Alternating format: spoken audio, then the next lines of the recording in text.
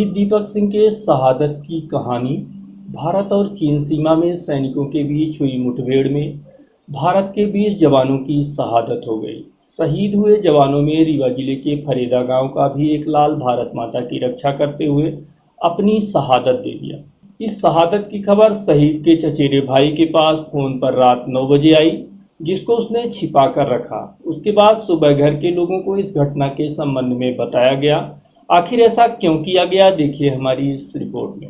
मन समर्पित, तन समर्पित और ये जीवन समर्पित। जी हाँ, भारतीय सेना में शामिल होने वाला हर सैनिक पूरी तरह से खुद को देश के लिए समर्पित रखता है। ऐसे ही थे शहीद दीपक सिंह, जिनका उद्देश्य सेना में भर्ती होकर देश की सेवा करना था।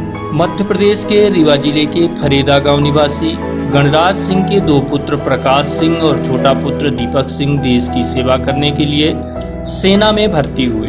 बड़ा भाई प्रकाश सिंह 2004 में तो छोटे भाई दीपक सिंह ने 2013 में सेना ज्वाइन कर ली। 1 फरवरी 1989 को जन्मे दीपक सिंह भाई की राह पर चलते हुए देश प्रेम व देश रक्षा करने की चाहत रखते थे। देश प्रेम व देश रक्षा करने की चाहत रखते हुए सेना में भर्ती हुए थे। 30 नवंबर 2019 को उनका विवाह रेखा सिंह के साथ हुआ था। पूरा परिवार बहुत खुश था।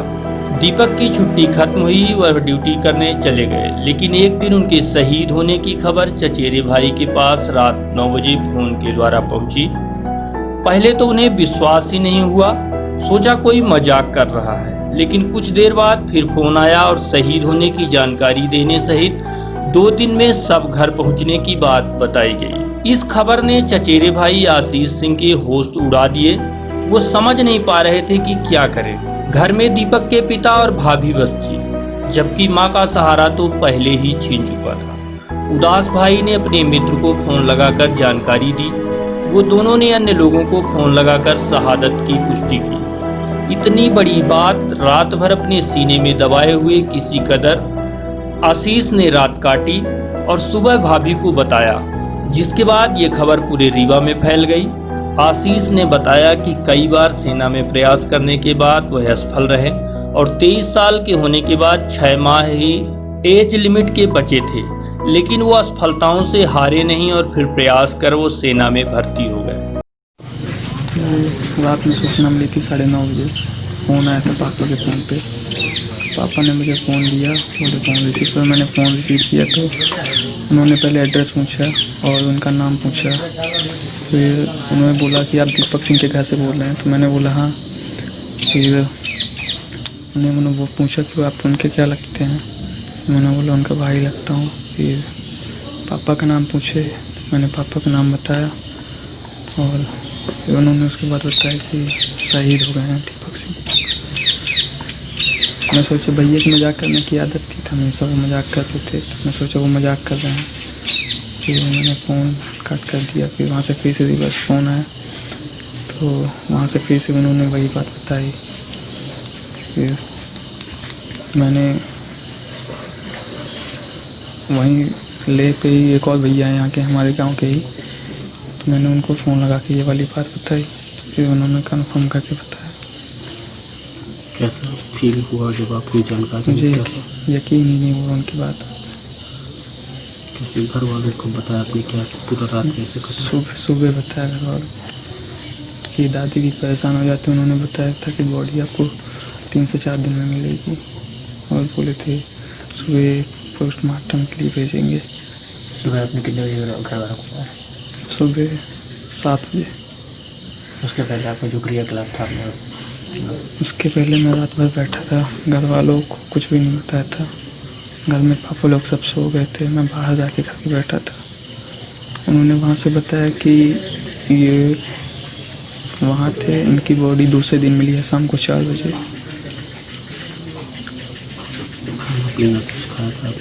नहीं, उस टाइम मैं मार्केट से ही आया था।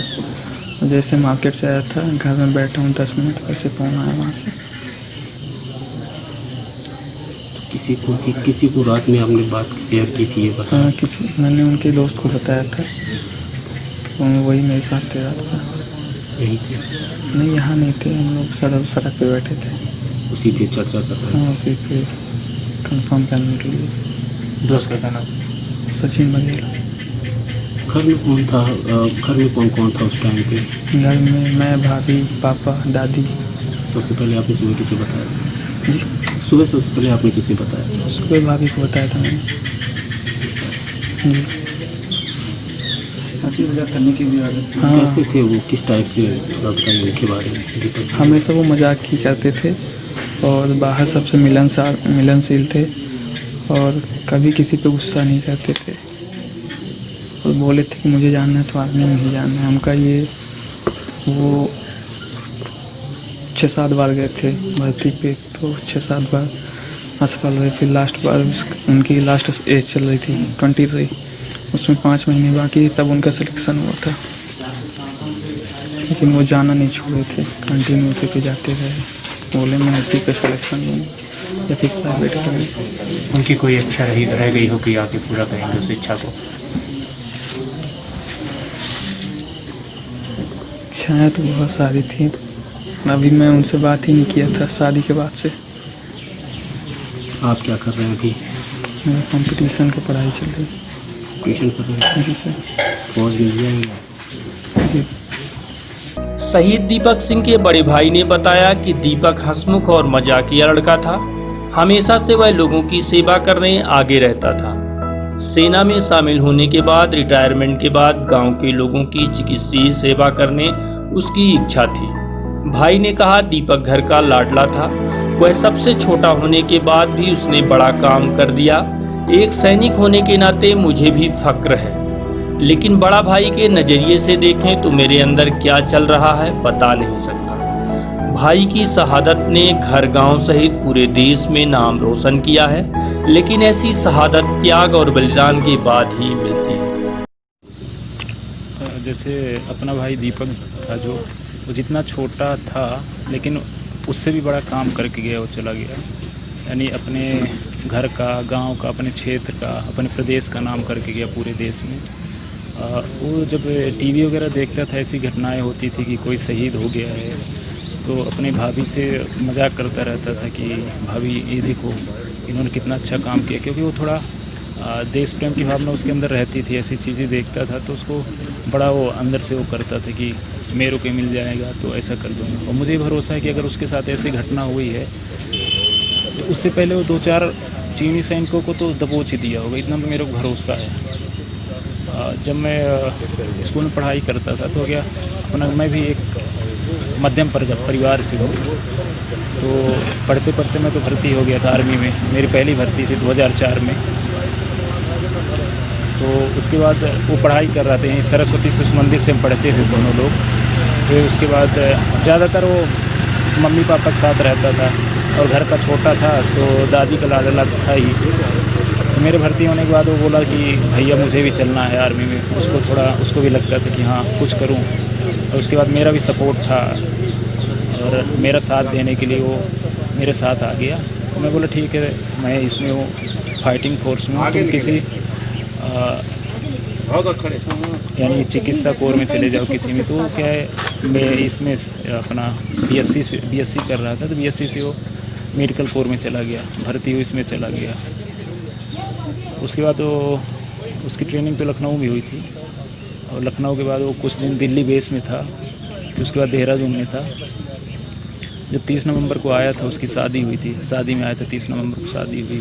यानी मैं अगर कुछ बोल देता तो कभी वो मना नहीं करता था किसी काम के लिए, और वो कुछ काम करता तो मेरे से ज़रूर पूछता था कि दादा ऐसे करना है वैसे करना है।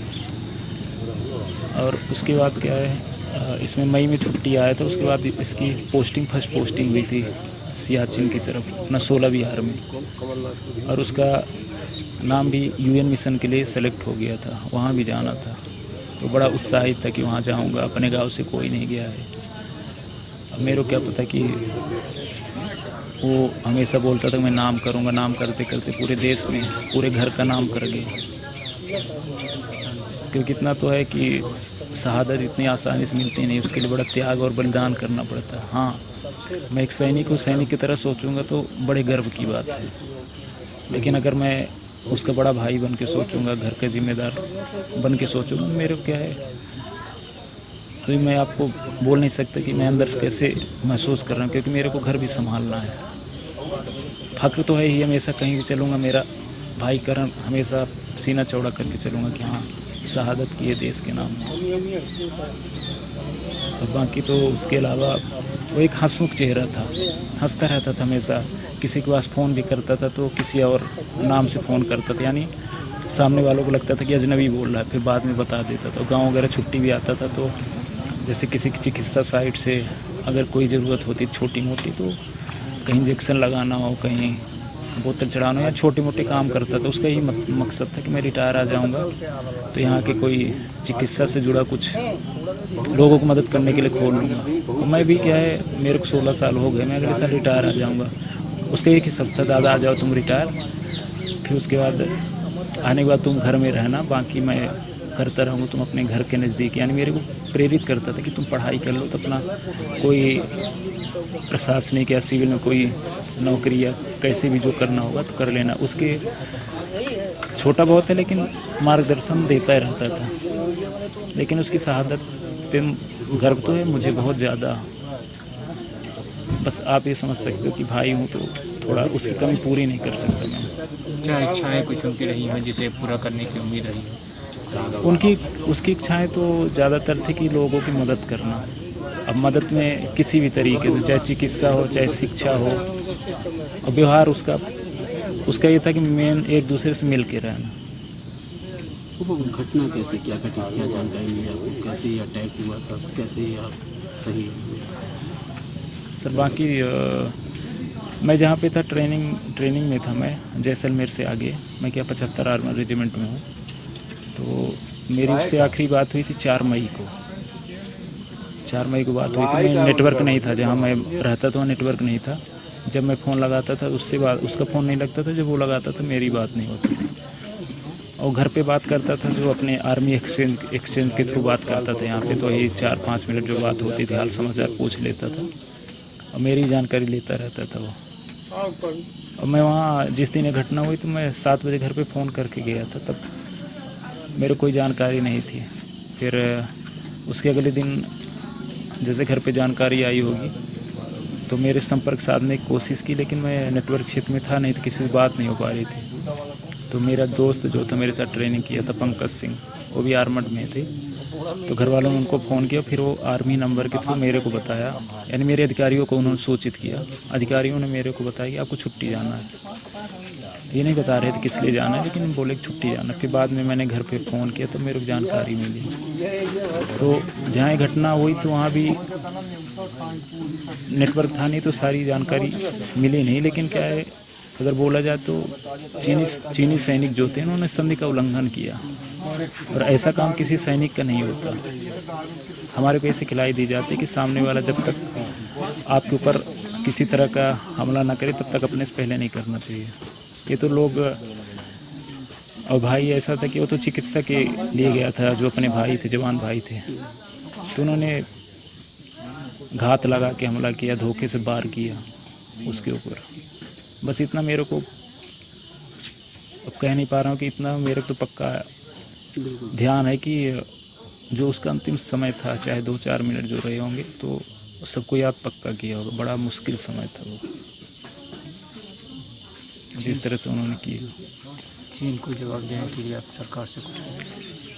अब चीन को जवाब देने के लिए मैं यही बोलूँगा कि अगर चीन बोलता है कि मैं शक्तिशाली देश हूँ, मैं वीटो पावर वाला देश हूँ, तो अगर वो शक्तिशाली होता तो ऐसी कायराना हरकत कभी नहीं करता। अगर उनमें इतना भी दम है तो आमने सामने की लड़ाई लड़े। ऐसी कायराना हरकत कभी भी, अगर जो अपने आप को बहाने कि मैं बहुत मजबूत हूँ, तो कभी भी कायराना हरकत नहीं करेगा कि धोखे से किसी के ऊपर वार करेगा। हमारे ऊपर वार करेगा तो हम भी नहीं छोड़ेंगे, इतना तो है ही। लेकिन जो उन्होंने किया वो एक सैनिक, चीनी सैनिक ने नहीं किया, उनका एक कृत्य नहीं था जो सैनिक का धर्म होना चाहिए। लेकिन इतना तो भरोसा है कि हमारा भाई है, बाकी जो लोग मेरे भाई बहादुर जवान शहीद हुए, उन्होंने उसका बदला भी बहुत अच्छी तरीके से लिया होगा। इतना तो चीन समझ ही जाएगा कि इंडियन आर्मी, भारतीय सेना इतनी कमज़ोर नहीं है। अगर उन्होंने धोखे से वार किया ना तो उसका खामियाजा भी उसको भुगतना पड़ेगा। बस सर, और बाकी तो मैं कुछ बोल नहीं सकता अपने भाई के लिए। वो तो मेरा सहारा था, उसकी कमी पूरी नहीं होगी, लेकिन जो उसका सपना था, जो उसकी कई चीज़ें अधूरी रह गई होगी, उसको पूरी कोशिश करूँगा पूरा करने की। रीवा